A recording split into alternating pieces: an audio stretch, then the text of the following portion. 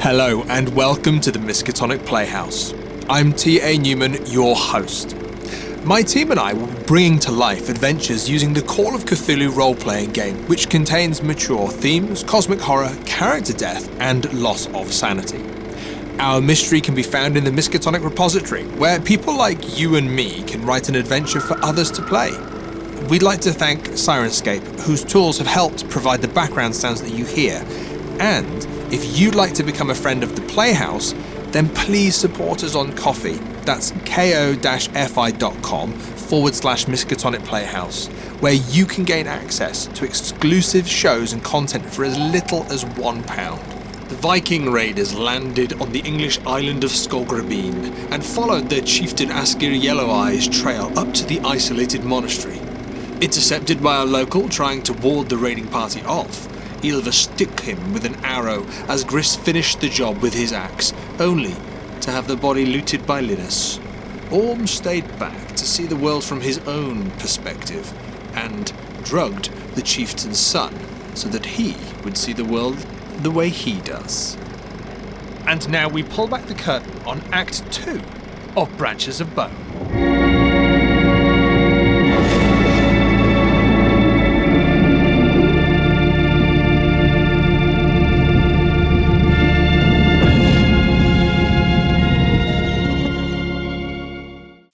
Welcome to Act 2 of Branches of Bone. Yulva, it's too quiet. Far too quiet. Far too quiet. What do we do, raiding party? Oh, the gods have been cleared. That's where we need to go, so we proceed with caution, but we know where we must go.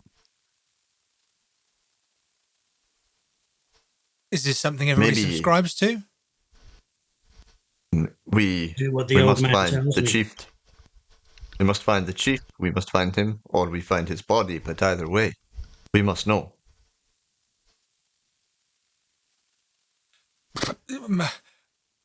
My father, Askr, he will be in there, will he not? Yes, He will, if the gods gave him the same vision as they gave me, if his vision has led him to that place, then yes, that is where we will find him. Then let us go there. I will lead us in this charge. Yulva, is there Yes, anything... And Baga, your father has been blessed by the gods. He has been blessed with visions. It is his vision that has brought us here.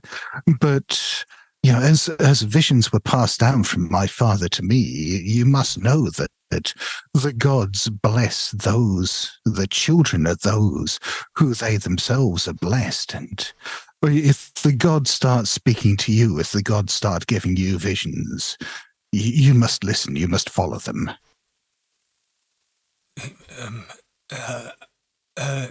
You can see he's a little bit uneasy and he's still quite a bit wide-eyed. Orm, can you give us a... let's have a think. I reckon I'd like to see a...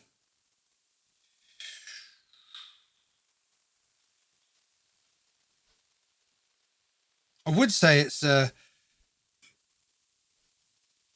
Is it a fast talk? Are you convincing him? I was angling for fast talk.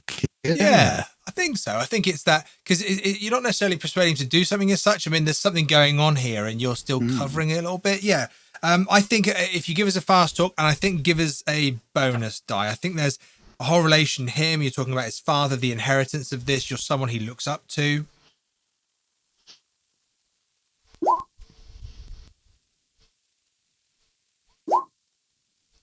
Okay, the bonus die saved that and has turned it into a hard success.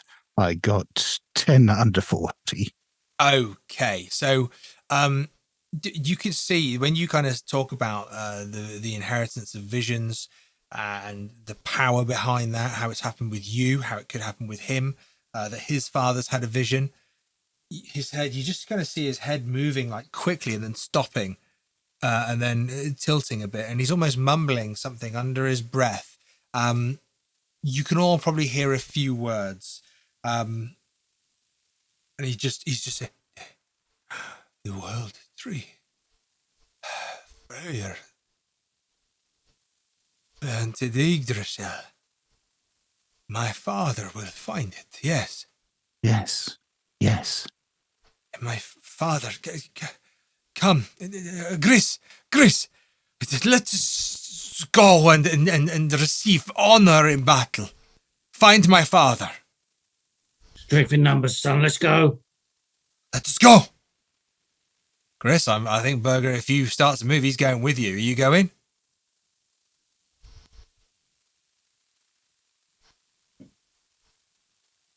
Yeah. Yeah. Yeah, yeah. Can see you thinking on that one. Proper warrior's thought. Yeah, I am. Yeah. So Linus, Yulva, Orm, you see Griss and Berger going up the hill where you've seen Yulva gone before. Yulva, you know that they're gonna find that body, the door slightly open, the stone building before them. Do you go up quickly with them? I'm going. Yeah. Well, I'm going to follow them, but I'm going to do the whole sensible defensive rearguard action. Nice. I mean, I know I want to find the thing because I want my house, but there's just something wrong about this place. Someone needs to watch our backs. Yeah. Similarly, I'm playing it cautious. I'm following the fighters at some distance and keeping my eye out for dangers. Nice. You go up then, and it's Griss essentially taking the lead on this. Griss, I'll kind of describe it to you first, but the others get to see it kind of around you, over your shoulders. Ylva's already seen this, but she's taking the rear guard essentially. As you get closer, you see you see this wooden building. You see the door slightly open. You see a body lying in the way. Griss, this isn't one of the raiding party. The body you see there is wearing a almost like a brown robe, a worn brown robe. They seem to have a relatively full head of hair, but this central part is shaven, and one of their arms has fallen out of the robe, and you can see that there is blood pooling. You can see that the individual has gone white. Okay. Now, has Griss been on raids like this before, where he's sort of witnessed sort of like these sort of monks, sort of like Christianity, basically? Yeah, I think so. I don't think this is the first raid on the shores of the island. I think that it may not have always been a let's go and raid this possible religious institute. You may have raided villages along the coast. It may have even just been other, just go landing on England and then following rivers, tributaries, finding your way to other villages and populated areas. And by proxy, yes, you will have come across some level of organized religion in England that seems so incredibly silly compared to your own worship of gods. So I sort of look down, and the way the door is open, I sort of push it or sort of open it up a little bit more to sort of look inside. You see the shape of the building really. As you open this door, this body of this, they're a religious figure for this Christian god, this undead Christian god who sits on a cross. You look down this. It's like a large corridor. It's kind of 4 people wide, and you look down this large corridor, stone. stone floor, stone walls. You can see that there's wood furnishings and things. On the left-hand side, you can see that there's this internal built wooden room. It's like long and thin. On the right-hand side, there seems to be another one. There seems to be straw poking out at the bottom. But the room moves forward and then almost flanks out and then comes in again. And you realize that this building you're looking at, this religious structure, is actually built in the shape of the cross that these people worship. Mm. At the far end of the room, Griss, you see that there are 3 others alive. They seem to be kneeling down at the far end of the room.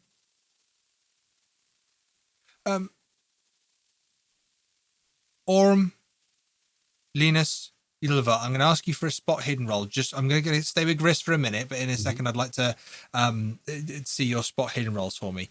Griss, is there anything you do in this moment? I'm presuming they haven't noticed me, or not yet. Noticed me. So I will sort of look to the rest of the party and sort of like call them over and sort of silently sort of nod my head. And I'm sort of looking, in a sense, for the leadership to say, take them out or whatever. I'm ready to go, but I'm waiting. Burger is standing next to you, but he is just staring at the floor, not in a horrified way, just in a really curious kind of way. He's staring at the floor. He's staring at the body of this religious person in this brown robe on the floor, and he's almost just staring at it, just slightly intrigued by it. If you're looking for any leadership from him, he seems to have, shall we say, vacated the monastery at this particular moment. Right, yeah. So, but bugger. Am I killing them? Am I? Bugger. Griss, I think we should. Burger is turning around and looking to Orm, Linus, Yulva, and Griss. He's looking to all of you. He doesn't seem to be able to make this decision at this moment. Linus sighs and begins stalking towards the 3 praying people. Couldn't we consider taking them as prisoners in case we need information from them, as they will be easier to interrogate if they're alive? This is true. Okay. And this conversation can very much be had in private at the door before you go forward. Griss, are you moving up with Linus? Yeah, I'm very concerned for like Bargo, but I've got a job to do. So, and I know that. Linus will be going up. He will be sort of outnumbered, so I will be going up there with him too. Okay. I'm going to describe something to you. Oh, sorry, Linus. I was going to say, I quietly whisper to Griss, the seer wants one alive, so try to keep at least one. Just the one? Yes, at least. As you don't need arms to talk. Yeah. Sorry, Linus and Griss, you're moving forward, and we're going to come to that in a second. Mm-hmm. Can I just go to the spot hidden rolls, please? Orm, how was your roll? Not great. I got 54 over 45, and I'm not spending luck. Okay. Okay. Yulva. Oh, this one's a hard one.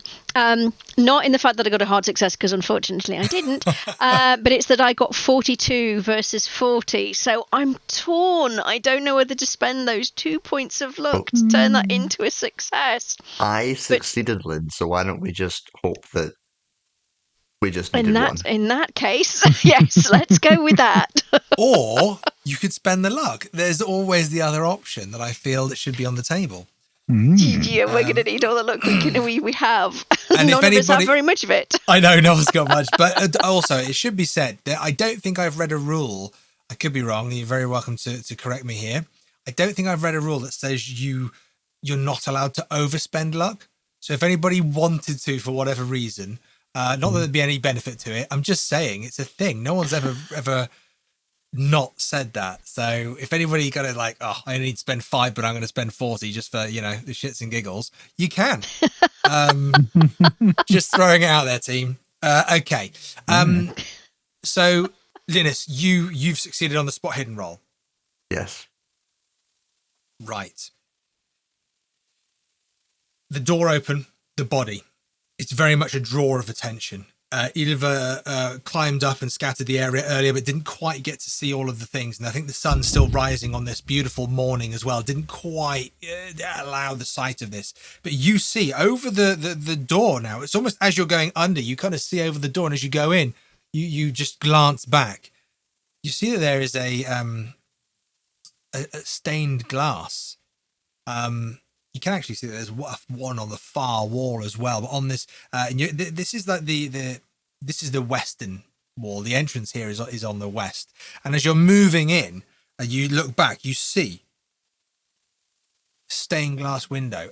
It's just an unusual depiction on the window. You see an older man sacrificing a younger man on a stone altar, covering it in blood, which it's the red and the grey that is the contrast, that juxtaposing a brightness when the light is beginning to shine through the rest of this monastery. You can kind of see it really picks up. But on that western wall, just above the door you've come through, these big wooden doors, there is this. But you're creeping forward, aren't you? Yes, obviously Hedge would be excited about an apocryphal Christian sect on the edge of Britain, but Linus has no care in the world and is going to go and murder some monks. I'm liking Linus. He moves forward. Griss has got his flank. As I mentioned, in this main corridor, or should we say that the base of the cross, you can see these internal wooden rooms built, making this corridor even slightly smaller. The one on the left seems more contained. As you walk past it, you see that it's almost it's got a desk, it's got a stool, it's got a few shelves with different books and papers in there. The one on the right seems completely opposite. It's not built for comfort. It's not actually built for man. It's got straw in it. It's got buckets of water. You can hear a kind of animal noises like a chicken. That's what a chicken sounds like. You can hear possibly even a goat. What do goats sound like? Like sheep? There we go. Thank you. So yeah, you can hear a goat. You can hear some chickens. But Neopacas? You hear an alpaca. Saying, I'm lost. Yeah. Can you show me the way to the other island? You further down the corridor, where these monks are, these 3 monks. Now, as you get closer, Linus and Griss, you see that they are huddled, kneeling over another monk who's lying on the floor. Also, as a sign of Askr Yelloweye and the other raiding party, you can see one of their other brothers is what you thought was standing around the corner, but appears to be impaled by a spear to a door.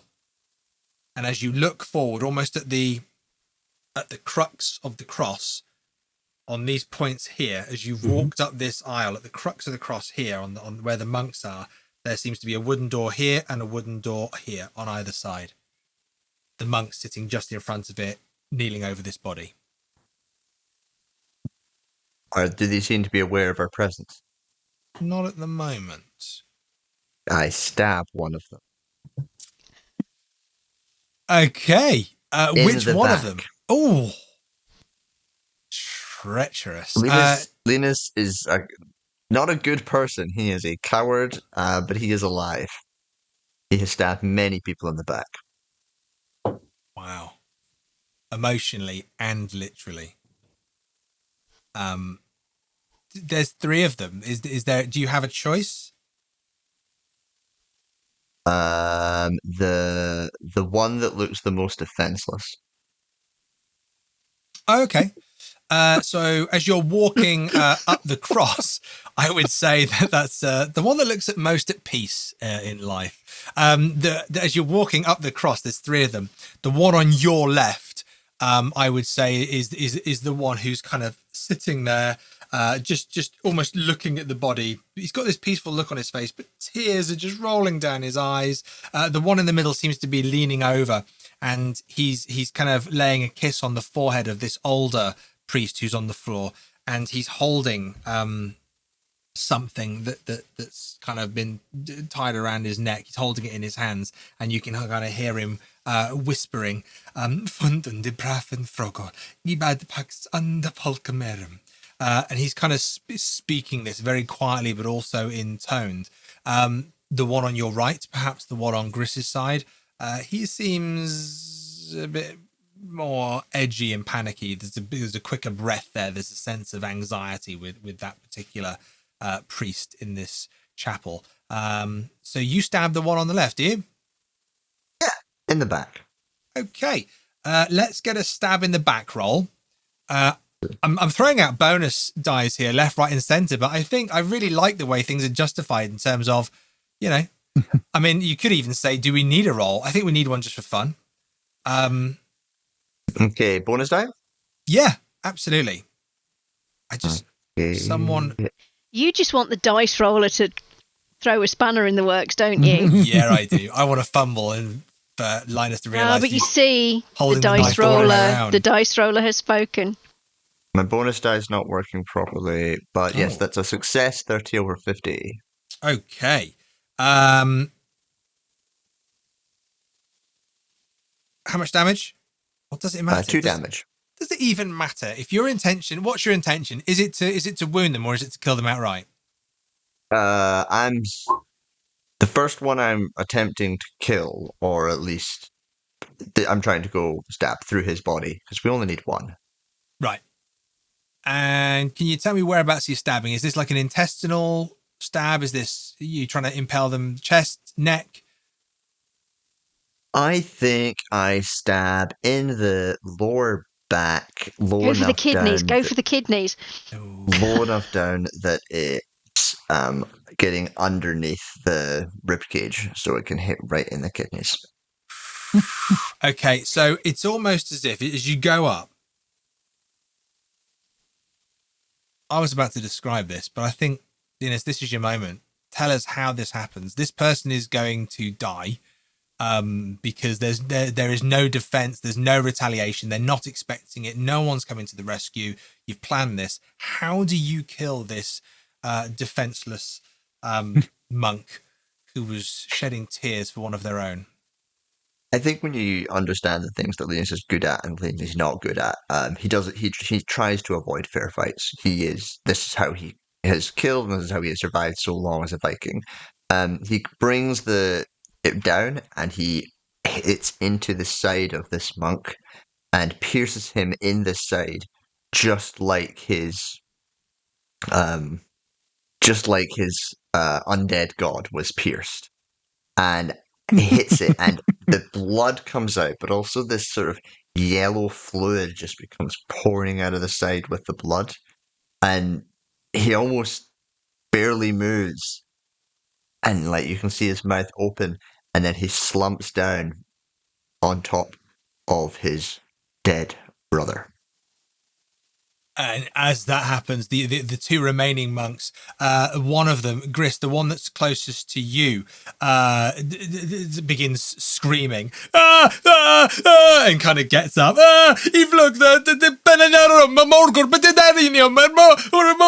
And they are like their arms are shaking almost out to you, but not in an aggressive way, just out of pure panic, fear, this determination to try and communicate to you, whilst the one in the middle stands and is a little bit more controlled and almost calmer hands. And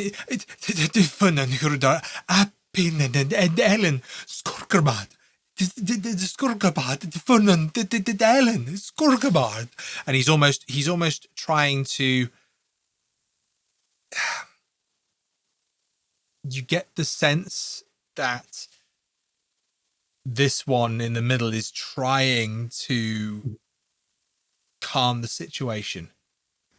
What I would like to do, what Griss would like to do, is grab hold of the middle guy and then bring his great axe down on the other guy, just holding one back and then taking the other one out. So they've got their one guy. You grab the middle priest and then you drop your axe on the other guy. Yeah.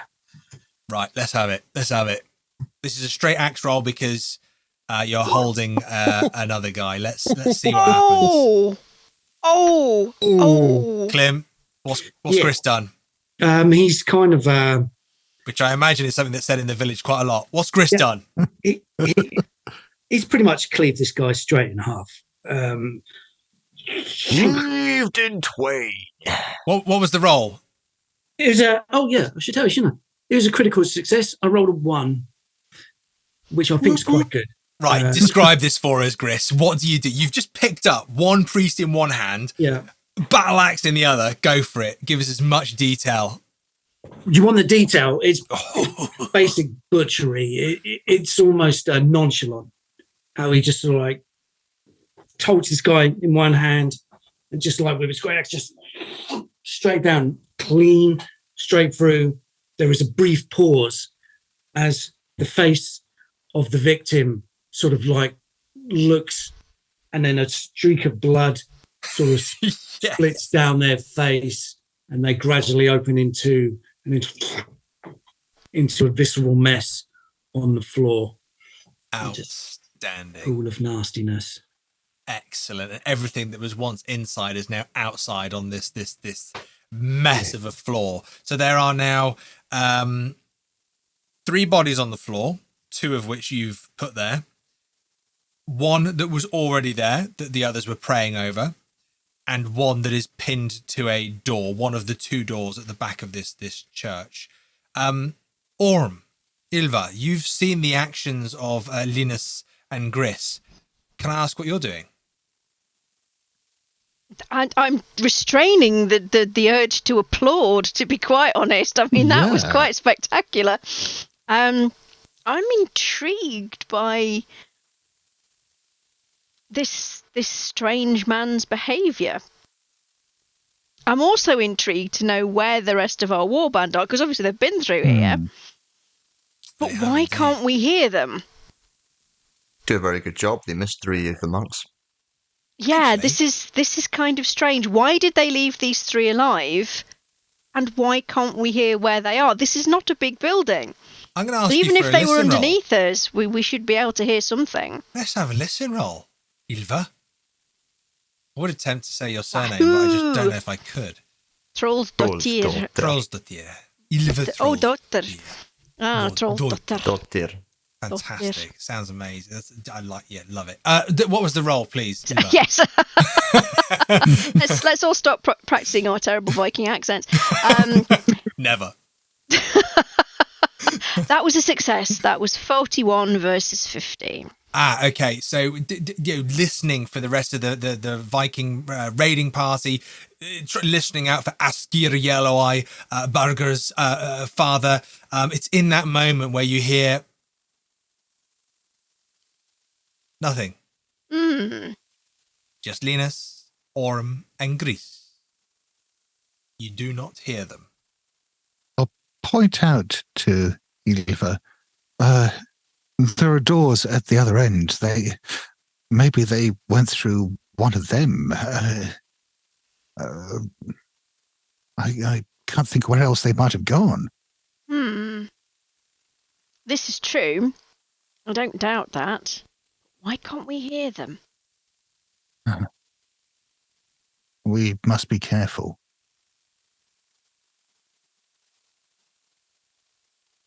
Newman, a couple of questions. Yeah. My character speaks Northumbrian. Okay. Are they speaking Northumbrian? Let me check with this one specific remaining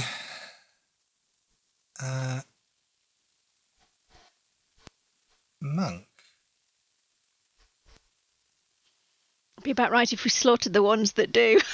Yeah. Unfortunately not. Similarly, I speak a bit of Danish, so if they're speaking that at all. If you'd like to, you're very welcome to try speaking to them in Northumbrian and Danish to see if there's some level of communication, if there's some level of understanding. Yeah, I think I've got one left. I think Griss is holding him. I will then begin cycling through various languages, seeing if he responds to any of them. Okay. Pratar du dansk? Do you speak English? Linus, in fact, everyone, give me another listen roll.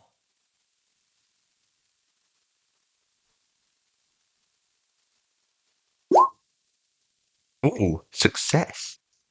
No, I'm just trying too hard to work out what these two are burbling about. Yeah. These weird languages that they're speaking. I got a regular success too. Okay. So, Yulva, was that a fail, was it? It was. Fail, so we've got Linus with a success. Griss. I did roll. Oh, well, I'll do it again. No, it's showing it there. Yeah, 90 over 50 for you. Oh, there we go. 90 over 50. 75. Right. And Orm, 42 over 45. Nice. Okay. You're trying these languages and do you speak? And it's gone very quiet because it's just you lot and it's just this priest. But you hear two things. In fact, I'm going to say that Orm, you hear one, and Linus, you hear another. Linus, as you're saying, what was it you said? What was the question you asked in Northumbrian? Do you speak English? The person before you, il papa prof, you bad pogs. It's not him you're listening to. You hear a voice from somewhere. Do you speak English? I am a monk. You slayed my friends. Please, I can help. It's not the priest before you that's saying that. You can't see or hear exactly where the voice is coming from, but it's slightly distant. It's not from this immediate location. Orm, you hear Linus, you hear the priest talking, and you hear the buzz of this voice from somewhere, but it's off-putting because all you can hear is this.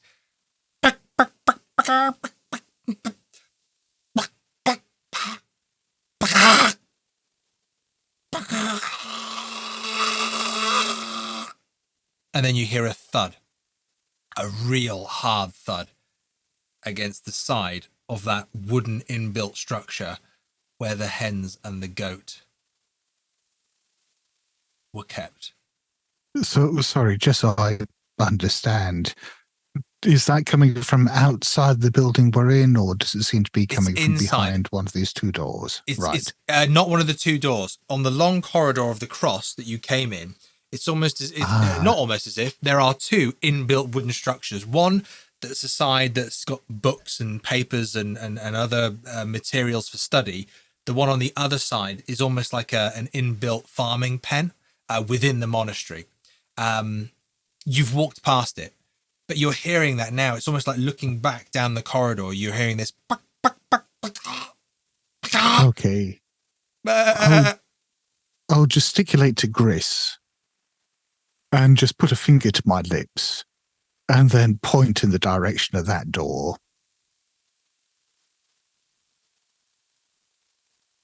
Griss? Yeah. So the first thing I do is put a finger against the lips of the guy I'm holding and pull a very threatening face. It's just like that. And then I start to walk over to the sort of barn structure, the pen. And I sort of start to try and get an idea of looking in through all the straw, if I can see anything that may be unusual. Maybe what I'm looking for is obviously another monk hiding. Yeah. Well, as you go in, you can see the straw and the hay, and obviously in the immediate entrance it's lighter. But then as you look further in, it's darker. You can see at the far end there's this silhouette of something moving, and it seems to that's where the sound of the animals. But then you see quite a significant, like a step, like something takes a step. Hmm.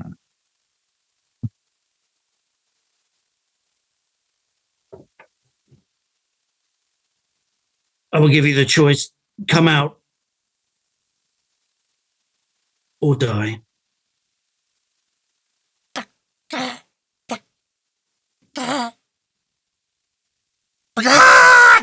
This ridiculous thing, and it's a blur of motion, just like charges towards where you are. Griss, in this moment, you see this horrid abomination, this almost frame of a goat, twisted and wrapped in these green vines, almost these roots merged and amalgamated with a number of chickens, all slammed and smushed together like some kind of monstrosity. And as this thing comes at you, it flies itself at you. I'm going to need a dodge roll. Okay. Dodged. I wouldn't have thought that was the only thing you need. Oh, yeah. Yeah. I'm ready for my sanity there. Before sanity, let's get a change of pants roll. Okay, so dodge roll. Yeah, hard success, 23. Fantastic. So that is where, thank you, Lynne, we're going to be dropping your sanity roll, please. All right. I know you get excited and forget these things sometimes, Newman. Oh, 100%. All the time. All the time.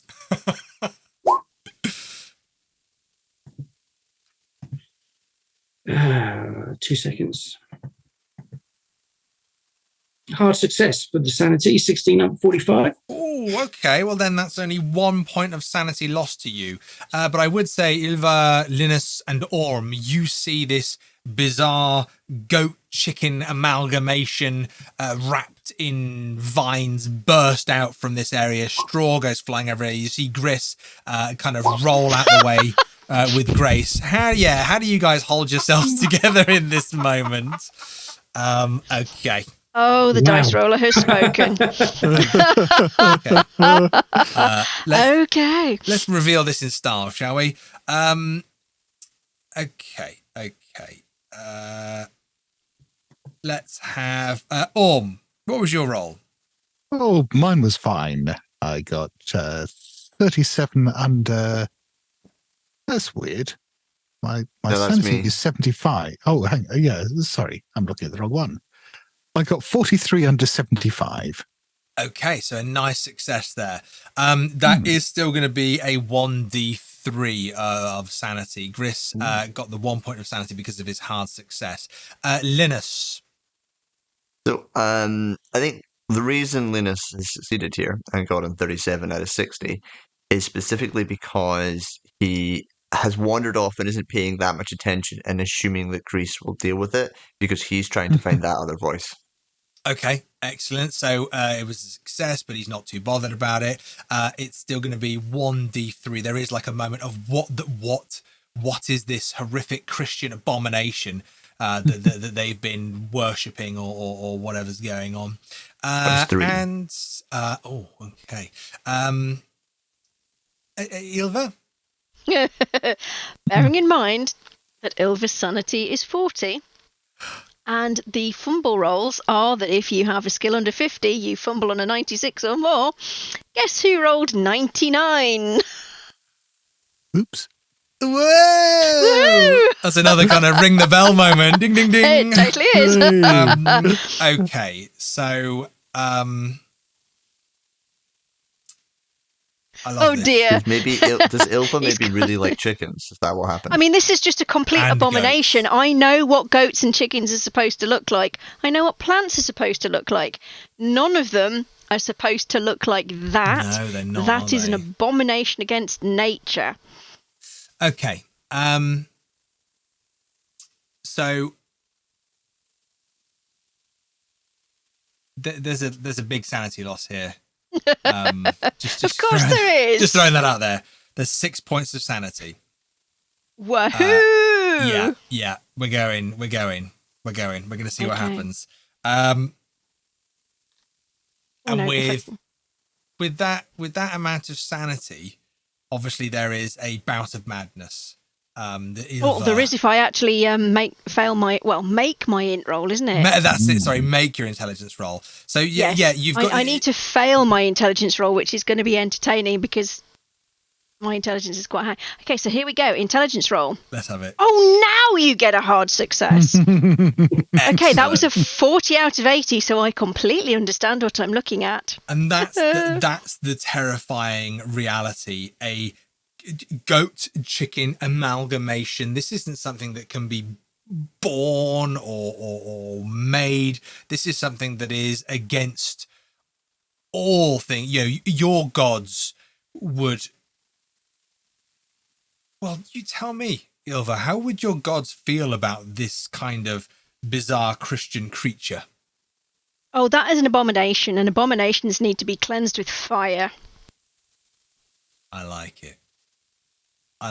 I think you have your bout of madness is going to be about cleansing this place of this filth, this abomination, and doing so in a way that purifies it. And it's something that you are obsessed with doing in the very immediate future. And this is despite the fact that she's actually pyrophobic.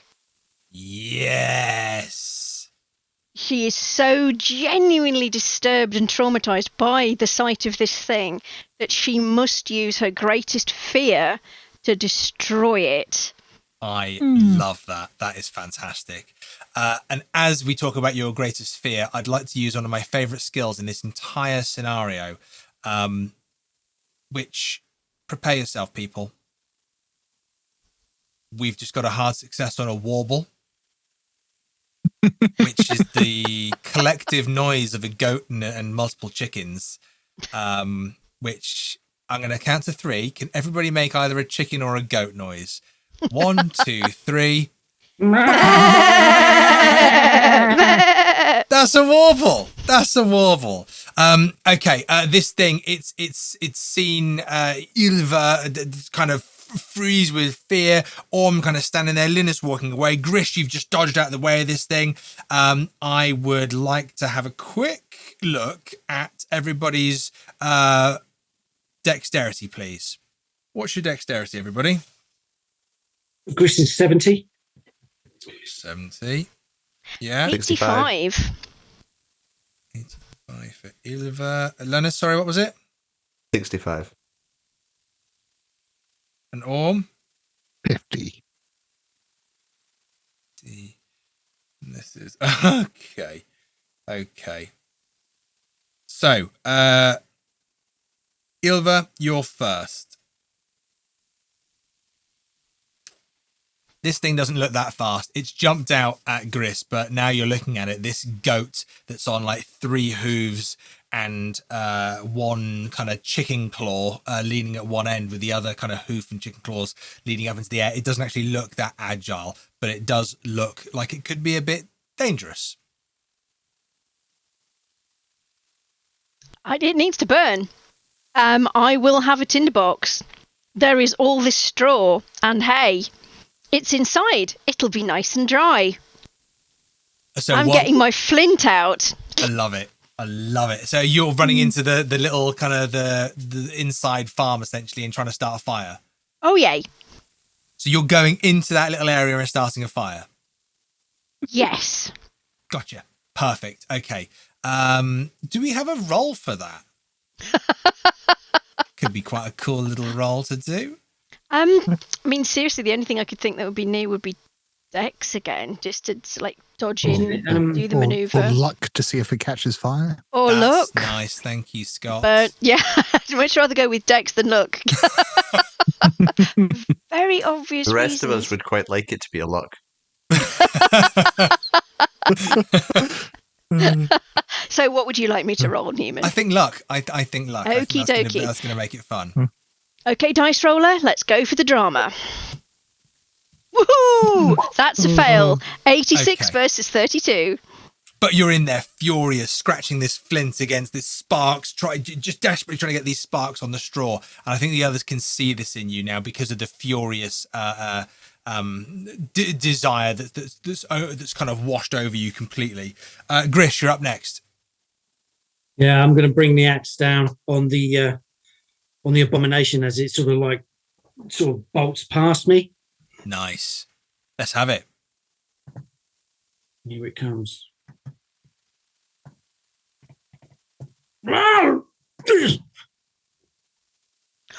Ooh. This. Yeah. Oh, yeah. God. So that's a 14 over the 80. So that's an extreme success again. And it deals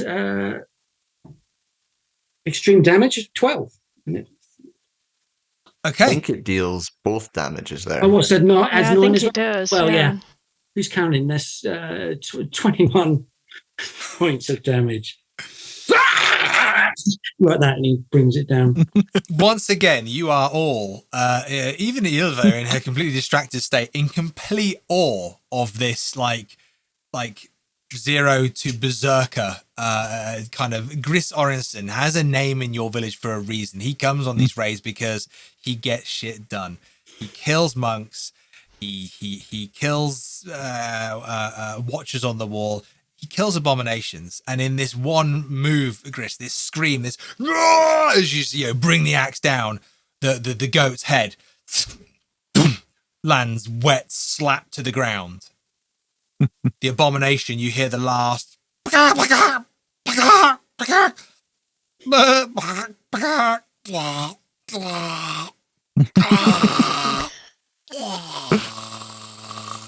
and it just slumps into this pile on the floor. It doesn't unmeld. It's still very much an amalgamation. It's still very much this horrifically molded mess of chickens, goats, and vines. Hey, what do you do, guys? Talk to me. It still needs to burn. Yeah. But yeah, at this stage, Orm is running frantically into the animal enclosure, trying to stop Ylva from burning the building down before we find our comrades. Excellent. I think, Ylva, if you give me one more luck roll just as Orm's running in to stop you. And Orm, I'm going to ask you how you stop. Yulva. Okay, that's a fail. And obviously it's a 37 versus a 32, but of course you can't spend luck on a luck roll. So I just feel like I should make an exception, but I don't think I've got that power to do that. you run in and you see Ylva there, these flintstones, the sweat pouring down her brow now. She's working harder than she was in the boat. And it's not out of that she was being lazy in the boat at all. It's just that this is just this frantic desire. What do you do, Orm, to stop her? I'm conflicted here. Because I like fire. No, it's not that. It's just that there is a part of Orm that would actually be okay with our comrades burning. So I think actually what Orm's going to do is put on a show and just sort of wave his hands frantically and tell Ylva not to do it. But what he's really doing is blocking anyone else from getting in there and stopping her. Nice. Okay, I like this. Scott, what role are we looking for there? What do you think we're going to do? I don't know. I mean, I could see an argument for fast talk. I'm happy for you to suggest. I get what you're saying. It's there's a number of things going on, but I think there's probably an overriding role there, isn't there? In terms of it's either the convincing Ylva, which I'm not convinced it is from what you've said. No, or it's that's the master point, isn't it? Yeah, it's convincing everyone else that I'm convinced. I was going to say, it's more you're convincing everyone else that you're actually trying to do something constructive and not have me set fire to the whole place and kill everybody on your behalf. Yeah. Could I argue that feels it's not like a fast role talk. because Linus isn't paying attention? Because Linus is wandering off again. Linus is just wandering off. Linus is following the voice. Griss is killing everything he can, always with just one swing, never two. Yeah, okay. Orm, Scott, can you give me just a line or two specifically of what Orm might be saying here in this moment then? Linus is probably trying to block it out to focus on the voice, but Griss and Ylva, whatever state of minds they're in, they'll be hearing this. Yes. So Orm's just saying, Ylva, be careful with that. If that tinder, if those sparks hit that hay over there, you could set the whole place on fire. He says, pointing at a nice dry bit of hay. I was going to say, if that flint used a little bit more like this on this angle, Ylva, a bit closer to the hay, if that sparks, let me just, if that goes up, okay, really cool. Thank you, Omar. I love that. Ylva, have you broken out of this? It doesn't look like that you've been convinced too much. Well, I mean, we didn't actually roll to see how many rounds my bout of madness would last for, did we? Yes, D10 rounds in this. Yes, so. let's have a look at D10 rounds. We've had round 3, I think. 3. Yeah. Okay. Well, let's see. Now I've figured out how to roll. Yeah.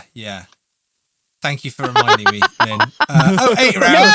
No, we're still in there. That's 8 8 rounds of attempting to set everyone on fire. Excellent. So Ylva just leans a bit closer in, looks at Orm, leans a bit closer in, and just starts humming "Burn, Baby, Burn" as she kind of gets into this. Griss, you've just taken the head off this bloody monstrosity. Ylva has lost it. You can see that Orm is trying to take charge of the situation and look after everybody. Good old Orm. Linus seems to be wandering off, doing this, wandering off. There is still this priest who has stood very compliantly still, even in the shock of this creature coming out. And they've almost done it to the point of you can very much sense, Griss, that this is someone who has surrendered. They're not running. They're not even looking for an exit. They're basically just hoping that they just don't die before the day's done. Before we go to Linus, Griss, is there anything you'd like to do? I look over to Orm, and Griss says, "Orm, was this in any of your bloody visions?" No, the gods spared me sight of this, but when secure the priest for the moment, and then I will maybe, if there's time, I'll perform an augury and find out the source of this corruption. Right. And he just nods his head. The priest that you didn't kill, that you almost chose to live, you can see that he's kind of holding something out with his hands to you, Griss, at this point. So I go over and I sort of look at him and I take what he's holding out. I'm gonna pop a hand out for you. You immediately recognize it as the chain, the rope, the symbol that was on the priest that they were all praying next to. Mm-hmm. He seems to have taken it from him and he's offering it to you, and he holds this out. Could you describe it for us, please, Griss? Right, yeah. Let's see what he's holding out. Where am I looking? 1 second. Here we go. Right, okay. Ooh. Was that before? So, give me 2 seconds.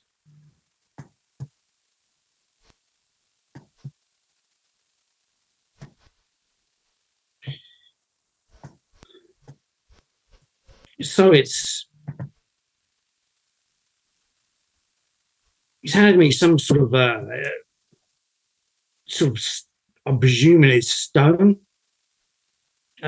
disc. It's a circle. There's some markings on it. There's fire. I can see fire at the top. Sort of an iconogram of like fire. There's something like a tree in the middle.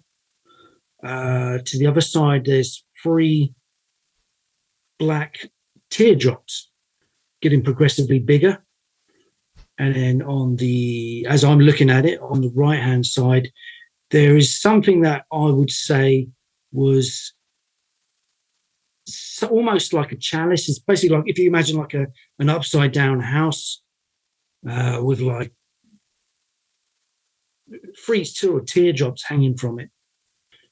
And then under the tree, there are some 1, 2, 3, 4, 5, 6, 7, 8, 9, 10 sort of markings that form a triangle. That's what he's looking at. That's what Griss looks at. As Griss is holding that, Linus, are you following the voice or are you standing trying to locate it? I am doing what all good investigators do and wandering off from the party. Excellent. Trying to locate the sound of this voice, which appears to be coming from deeper in the dungeon. Griss, when you're holding that, are you describing that to Orm, or are you just looking at it and that's an internal dialogue? That's internal dialogue at the moment. I will shout to Orm. Okay.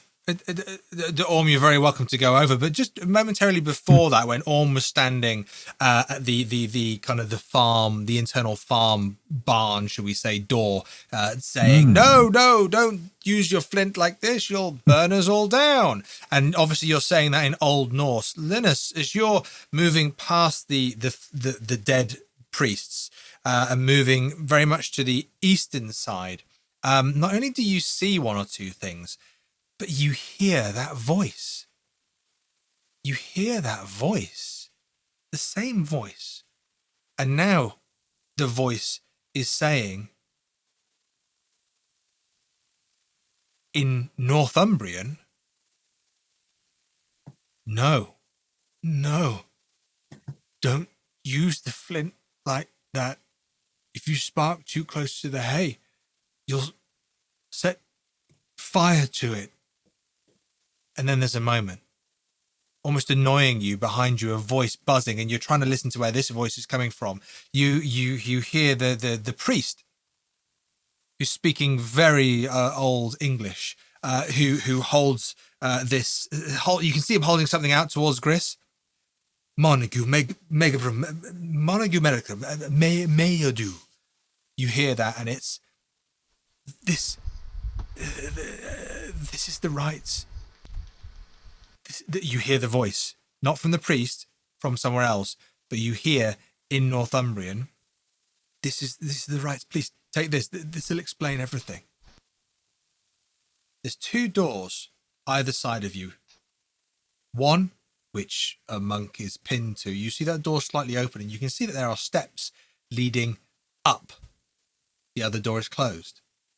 As you stand there now, Linus, before you, you see, as you're listening, and it's the listening that allows you to see. I don't even need a roll for it, because it's right there in front of you. But as you're standing there, you're listening. You see that there's another glass, stained glass, on this eastern wall.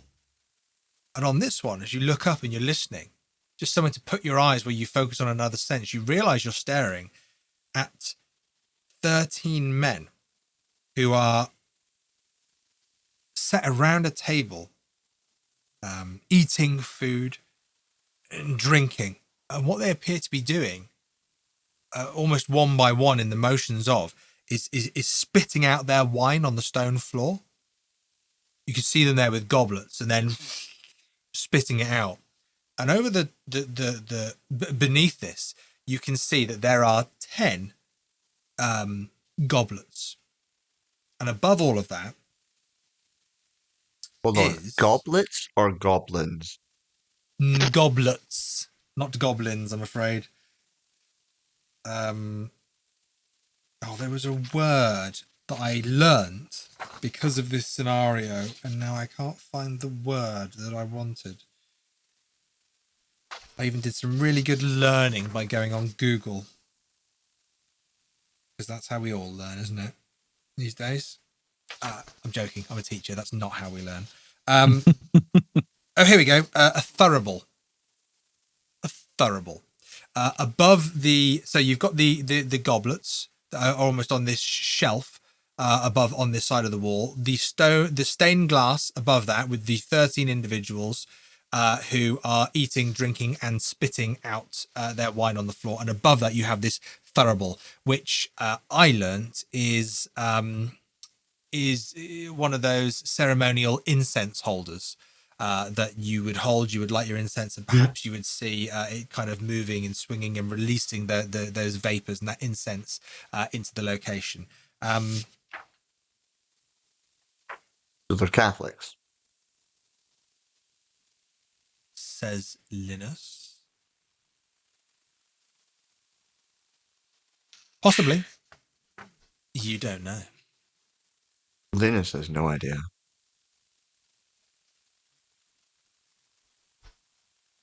There's nothing else in this room. The person who's talking to me, I can't figure out where their voice is coming from.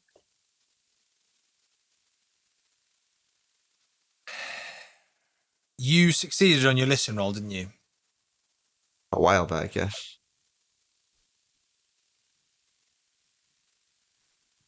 Because of the nature of the stone building and the way the doors are, I'm all I'm going to say is it's difficult to tell whether it's coming from up the stairs or behind the other door. It's not coming from this room, but that's not to say there's nothing else in this room.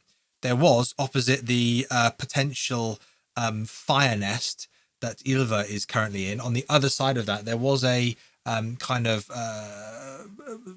sectioned off, purpose-built study that the monks had put there.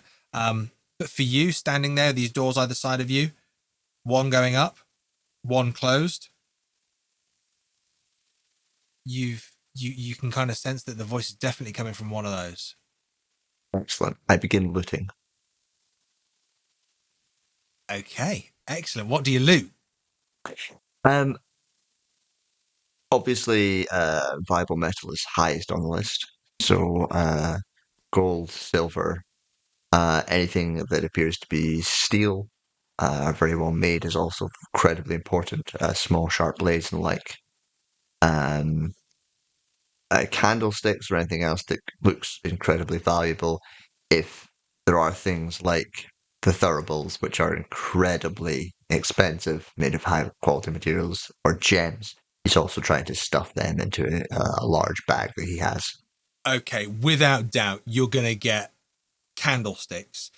You're going to get any other kind of little precious metals, but you see those goblets, they are in reach. You can get all of those. You can, you put a few things together, spend some time on this, you reach up, you can get this thurible. It's quite heavy, all this stuff together. It's pretty heavy. This is, it's going to weigh you down a little bit, but you've got all of this stuff. You can absolutely get all of these things. When you get that thurible and you put it in your bag, the doors, the large wooden doors to this monastery that you're in, that have a body holding them open, slam with such furious intensity they snap the person who was lying between them clean in half, and the doors slam so strongly and so savagely that the noise echoes. Ooh, this might be a really bad time for someone to set this building on fire. Isn't it just? Isn't it just? Can we have a luck roll, Yulva? Oh, yes, please. Dun, dun, dun. Yay! 40. Well, no, why am I saying yay? Yay, I'm not burning everyone's... No. Yeah, okay. No, I wanted to see. No, so that was a 42 out of 32. Okay. In that moment, Linus, you turn around, the door draws your attention, the slam. Griss, probably you also. Orm, I'm going to need a power roll. Ooh. From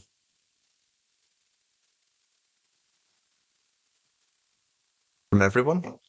From Orm, sorry. Oh, God, no.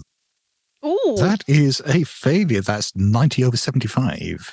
Okay, so that does mean I need a power roll from the rest of you. Sorry. Oh, wow. Oh, now you decide to give me a hard success. Newman, I have an extreme success, a 6 versus 60. Wow. Okay. That makes very little sense to me, but... Okay. Yeah. That's good. Griss, how'd you get on? I got a standard success. I'm just wondering whether I should spend some luck on that and make it into a hard success. Spending luck is always the answer. I'm going to do it. So I'm going to spend 2 luck and bring that to 22 from a target of 45. So that's a hard success. Fantastic. And Ylva?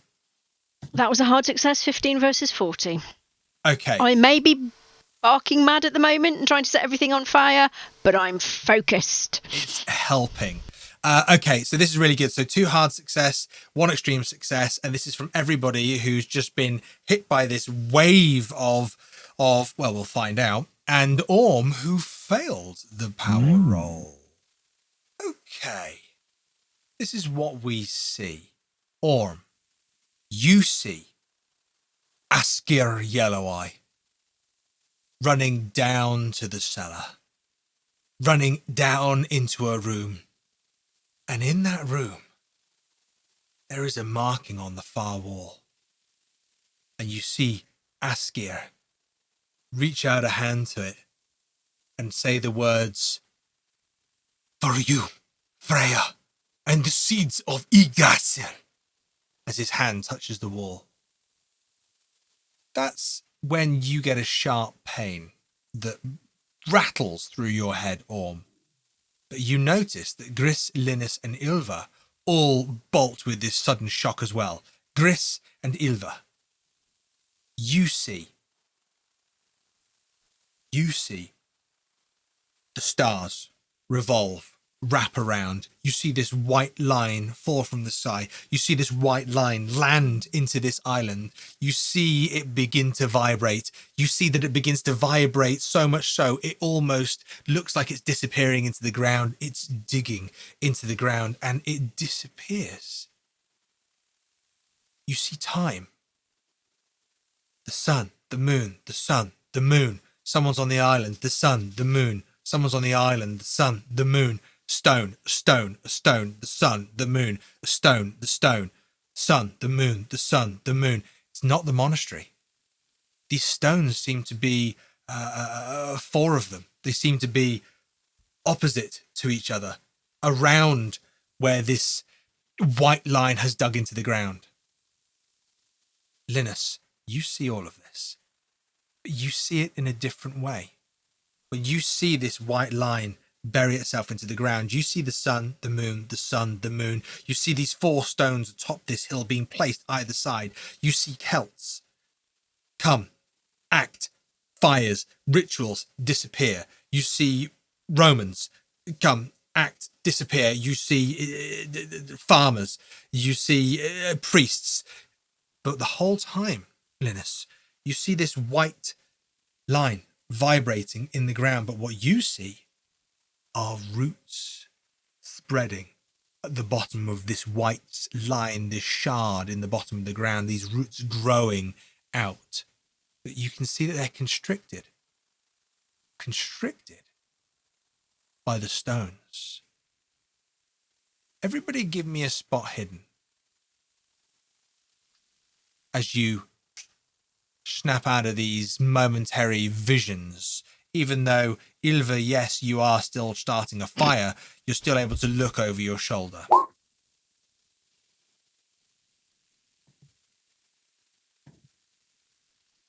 Okay.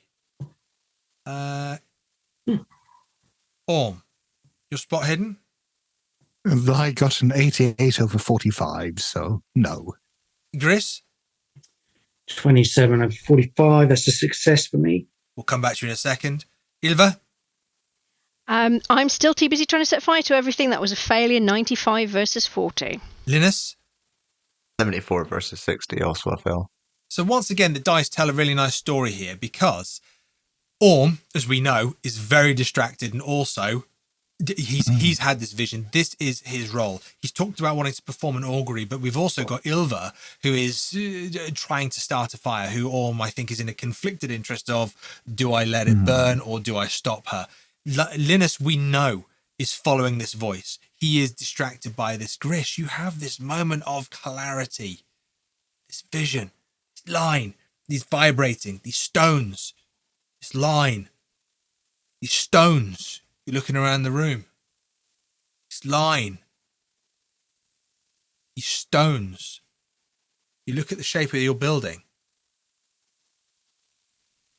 Underneath the stained glass at the eastern side of the room where the priests were killed, you can see built into the stone wall of the monastery, there is a larger stone that has very faint symbols carved. You look back to the main door where you entered, where the doors have just slammed. One of the side plinths to the door is another one of those stones, either end of this monastery. You now look at the cross section to the north and to the south, again, stones. And you'll never guess what symbols they have, Griss. The northern stone has a fire. The southern stone has these black dots, 10 of them.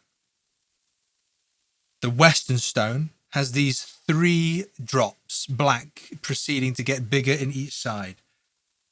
And the southern stone, as you described it, has this cup, this almost upside down house with drips coming from it. Each one of these stones in place. It appears that the monastery was built around these stones. And that's where we'll end Act 2 of Branches of Bone. Thank you for joining us for Act 2 of Branches of Bone. If you like the show and want to support the Miskatonic Playhouse, you can do this for as little as £1 on Ko-fi. That's ko-fi.com/Miskatonic Playhouse. And we would be incredibly thankful if you could take the time to leave a review wherever you listen to our podcast or watch our videos. You can also join us on Discord, Facebook and other social media platforms via our website, www.miskatonicplayhouse.com, and through the links found in the show notes. Until next time, when the curtain rises again.